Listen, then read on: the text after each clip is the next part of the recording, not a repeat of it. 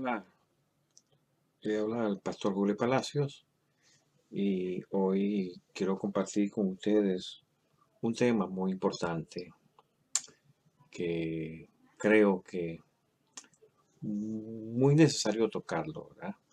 Un saludo especialmente a todos los amigos a través de la red. Buenas noches, buenas tardes, buenos días. Es un tema un poquito abstracto, a veces de traer, ¿verdad? Porque es difícil a veces hablar de temas que son así medio abstractos. Pero miren, todas las cosas las podemos recibir, las podemos entender y nos pueden bendecir. Yo quisiera comenzar presentando este concepto de realidad, ¿verdad? Porque nosotros los seres humanos estamos acostumbrados a ver la realidad de una manera, o de la manera que nuestros sentidos nos los presentan. Pero cuando los seres humanos se ponen de acuerdo y llegan a un consenso de que la realidad es esta o aquella, am, pues entonces hay una realidad que, que es una realidad acordada. Estamos de acuerdo que esto es de esta manera y entonces como todos lo vemos igual, pues decimos, bueno, pues eso debe de la realidad, ¿no? Lo que hemos acordado, que hemos llegado a un acuerdo por todos los cerebros humanos, definimos el mundo allá afuera a base de información que nuestros cinco sentidos nos proveen. Nuestro cerebro coge esa información, le pone nombre a todas las cosas que habitan en ese mundo y estamos contentos con los significados que le hemos atribuido a esa realidad según la hemos definido, ¿no? Aun cuando sospechamos que hay otras realidades que nuestros sentidos no ven, no escuchan, no palpan y por ende nosotros las desconocemos. Ah, un ejemplo de eso, la electricidad. No la vemos, pero sabemos que está ahí por los efectos que tiene.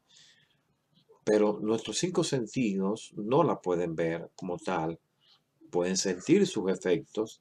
Si usted mete su dedo en el enchufe, usted va a agarrar un corrientazo.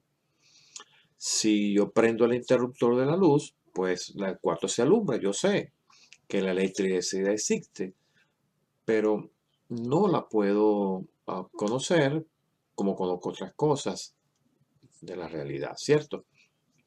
No obstante, nosotros aceptamos la apariencia de las cosas y hemos desarrollado explicaciones que nos parecen razonables para sostener nuestras explicaciones.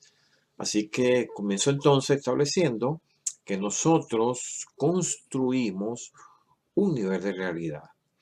Nuestros sentidos, nuestros cerebros, están diseñados para obtener diferentes tipos de información que el cerebro integra, asigna significados, y a eso le llamamos la realidad. En ese proceso de construir la realidad, nos concentramos tanto en lo que nosotros pensamos y lo que nosotros hacemos, que confundimos lo que pensamos con lo que hacemos y con lo que nosotros somos. O sea, una cosa es lo que pensamos, una cosa es la que hacemos y otra cosa es lo que nosotros somos. Y yo espero poder establecer claramente que la palabra de Dios nos da indicaciones claras sobre quiénes somos, solamente sobre aquellas cosas am, que nosotros debemos pensar, lo que es correcto pensar, lo que es correcto hacer o no hacer, sino, sino sobre nuestra identidad, que incluye lo que pensamos y sentimos y hacemos, pero no están limitados solamente a eso. La realidad que nosotros construimos es un sentido de realidad humana. La realidad que Dios nos propone es la vida en el reino. Así que traemos un segundo nivel de realidad. La realidad que nosotros construimos, la realidad humana y la realidad que Dios nos propone, nos enseña, nos muestra que no es otra cosa que el reino de Dios, la vida en el reino. Mire esto, nuestro cerebro está diseñado para ver una parte de la realidad y para descartar otras. Por eso que cada cual tiene un concepto propio que es distinto, cada quien ve las cosas de manera diferente. En ese mundo de la realidad convencional, nosotros trabajamos, sostenemos una familia, amamos a nuestro cónyuge, a nuestros hijos e hijas y manejamos lo mejor que podemos las tribulaciones. A veces que nos atacan emociones que nosotros no sabemos cómo manejarlas. Y en momentos como eso, dejamos de ver la realidad convencional como usualmente la percibimos y entramos en otra perspectiva. A veces una perspectiva aterradora y esas experiencias dolorosas a veces nos desconciertan, nos hace sentir horrible porque estas experiencias dolorosas se desvían del mundo convencional según nosotros lo conocemos, según lo hemos definido, según queremos que sea. Queremos que el mundo sea un lugar seguro para vivir. Queremos que el mundo sea un lugar justo para vivir. Queremos que poder confiar en otras personas. Queremos sentir que valemos, que nosotros valemos como personas. Y queremos sostener la creencia de que existe un orden superior que ordena todas las cosas. Y hay eventos en nuestra realidad que han surgido en nuestras vidas, destruyen estas nociones o las hacen poco creíbles. Destruyen esas cosas que nosotros queremos que sean. Pero miren, no siempre son los eventos que nos ocurren los que alteran nuestro concepto de la realidad.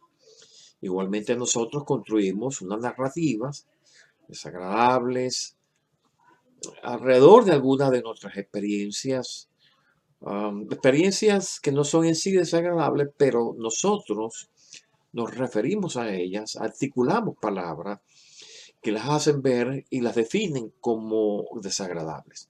Y a fuerza de nosotros describirlas de esa manera negativa, terminamos sintiéndonos fracasados, a veces inadecuados, y entonces justificamos nuestra capacidad para superarnos y para trascender la realidad que nosotros mismos hemos construido.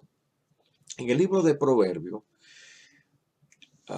el sabio lo dice de esta manera: te has enlazado con las palabras de tu boca y te ha hecho presa de los dichos de tus labios. Mire, Jesús hizo un planteamiento similar. Déjenme leerles Marcos capítulo 7. Oídme todos y entended. Nada hay fuera del hombre que entre en él que le pueda contaminar, pero lo que sale de él, eso es lo que contamina al hombre. Eso está en Marcos 7:15.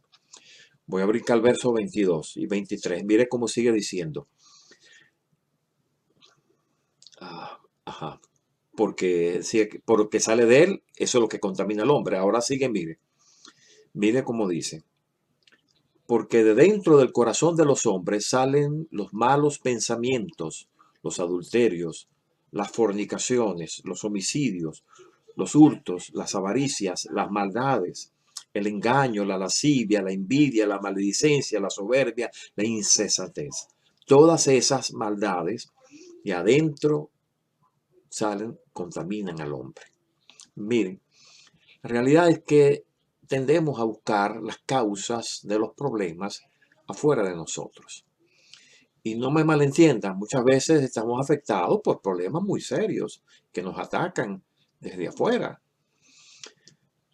Problemas reales que pueden tomar la forma de una pérdida, que pueden tomar la forma de un desastre natural, angustia, que nos trae sufrimiento. Pero muchos de los problemas que nos aquejan se alojan en nuestro interior, porque nosotros no podemos discernir que nosotros estamos dando alojamiento a base de la actitud con que nosotros nos estamos enfrentando al problema o por la manera en que nosotros mismos hemos descrito verbalmente el problema, es decir, lo que nosotros decimos sobre el problema. Si yo me paso en mi mente diciendo yo no sirvo, mire, con toda probabilidad, ante ciertas situaciones donde yo podría ejecutar muy bien, no voy a poder hacerlo porque a fin de cuentas yo no sirvo. Y esto último es lo que dice el libro de Proverbios, que ya le leí, Proverbios 6:2. Es lo que nosotros decimos sobre la realidad, cómo la describimos, cómo las palabras que nosotros usamos para describirla, eso muchas veces nos ata. La construcción negativa de la realidad que nosotros hacemos muchas veces es la causa de muchos de los problemas nuestros. Entonces, cabe preguntar, ¿cuán real es la realidad que yo percibo? Mire, cuando uno dice, como dije ahorita, para seguir con el mismo ejemplo, yo no puedo, ¿esa es la realidad objetiva? ¿Es esa la verdadera realidad? ¿O esa es una realidad que usted ha aceptado porque su fe no puede ir más allá? Es una buena pregunta. A veces nuestra poca fe se manifiesta en este tipo de forma de hablar, de pensar. Al traer el asunto de la fe, entonces nos apartamos de lo que la realidad que nosotros hemos construido con los sentidos dice. ¿Ve? Porque la fe nos ayuda a ver las cosas que nuestra mente no puede ver, que nuestra mente no puede construir, puede aceptar, pero la fe sí nos permite aceptar cosas sin necesidad de construirlo verbalmente para poderlo entenderlo. Ahora, estamos hablando de las creencias, la fe, las creencias que uno sostiene y cómo esas creencias nos ayudan a entender la realidad. Oiga bien, nos ayuda a entender la realidad según Dios la ve, según Dios la concibe. Ahí está la parte espiritual nuestra. En gran medida, el asunto, entonces, no es ver para creer, como muchos decimos. A veces yo, enséñamelo, entonces te creo, yo veo para poder creer, pero cuando uno lo mira la realidad, se enfrenta a la realidad desde el punto de vista de la fe, entonces no es ver para creer, sino es creer para entonces poder ver. Es decir, vemos aquello que es compatible con lo que nosotros podemos creer.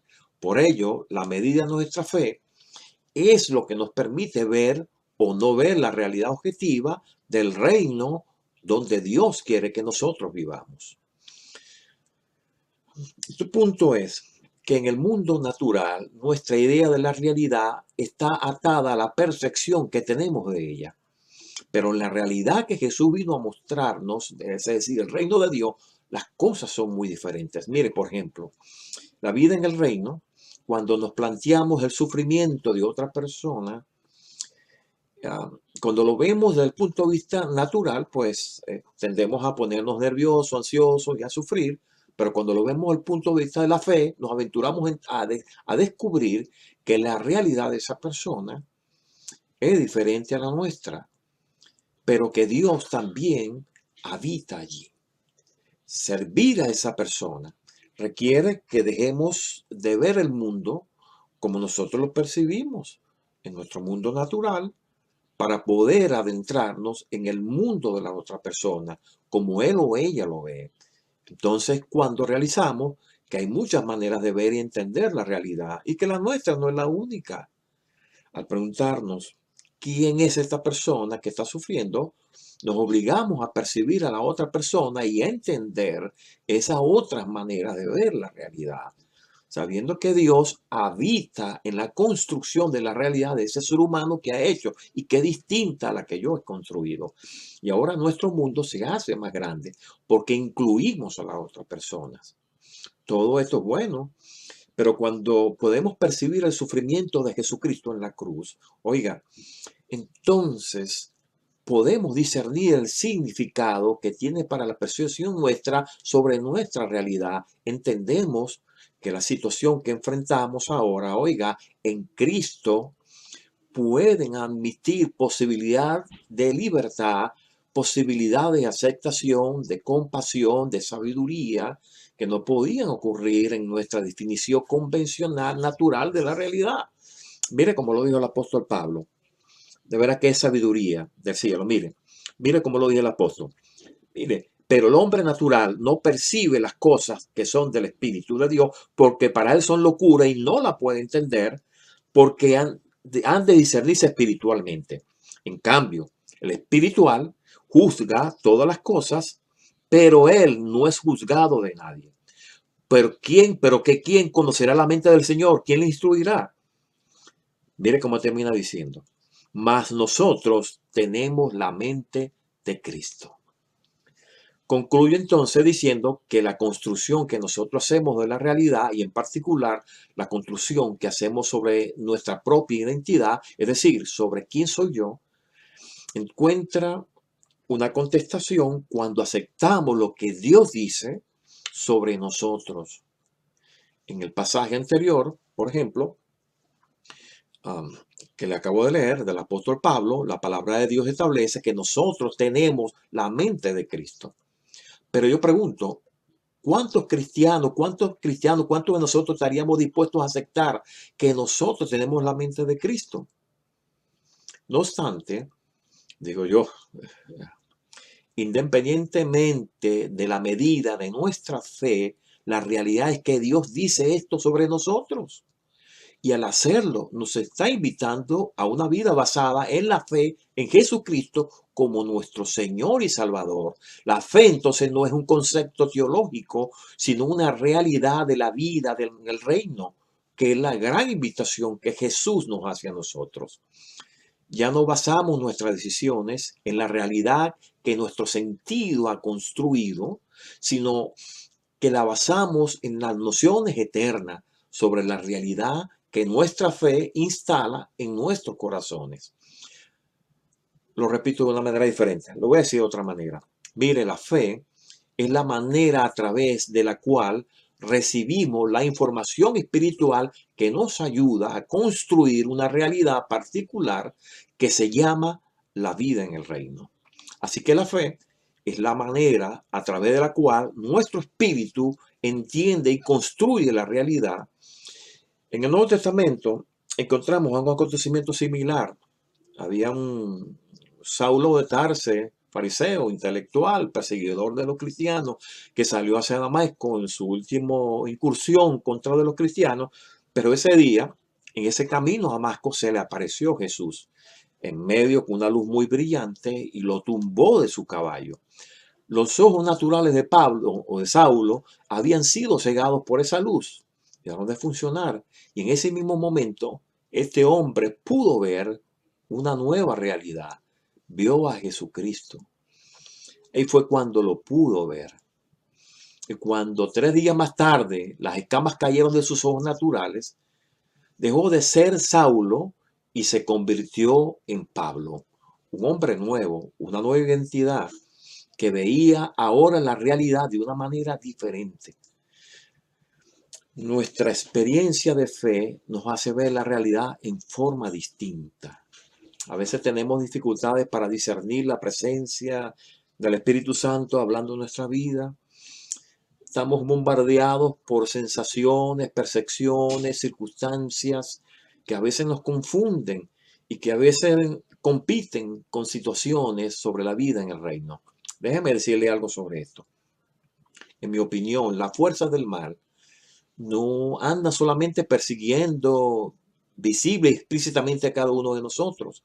Su mayor acción ocurre, ¿sabe qué? En las tinieblas, en el secreto, a través del engaño, a través de mantener las cosas confusas, no claras.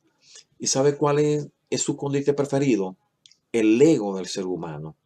A veces se esconde en un pensamiento que parece inofensivo, se esconde en un sentimiento que nos parece normal, con una sensación como una fuerza del mal, se visten a veces con ropajes vistosos para que nuestros sentidos, engañados por la falsa luminosidad, le den acceso a nuestro interior.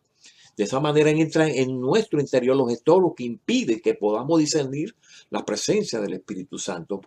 Por eso es menester que nos continuamente estemos refrescando nuestro interior con el concepto de la palabra de Dios.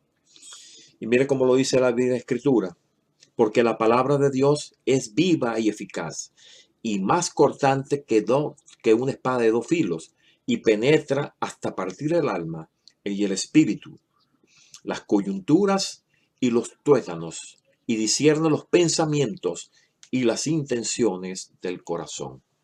Oiga, de manera que el fruto de la palabra de Dios, operando en nosotros por medio del Espíritu Santo, nos da el poder para discernir los pensamientos y las intenciones del corazón. Por eso que me atrevo a decirles con plena seguridad que uno de los frutos de la palabra de Dios en nosotros es el mejoramiento de nuestra sanidad interior. Para decírselo todavía con más claridad y directamente, uno de los frutos de la palabra de Dios en nosotros es la salud mental. Nosotros construimos una realidad que muchas veces nos hace disfuncionar psicológicamente. Apalabramos, le adjudicamos palabras a las experiencias, las describimos, utilizamos palabras incorrectas, las exageramos, las magnificamos, lo pensamos de una forma incorrecta, percibimos las cosas a veces como no son y nos creemos que estamos percibiendo todo como es, pero no siempre es así.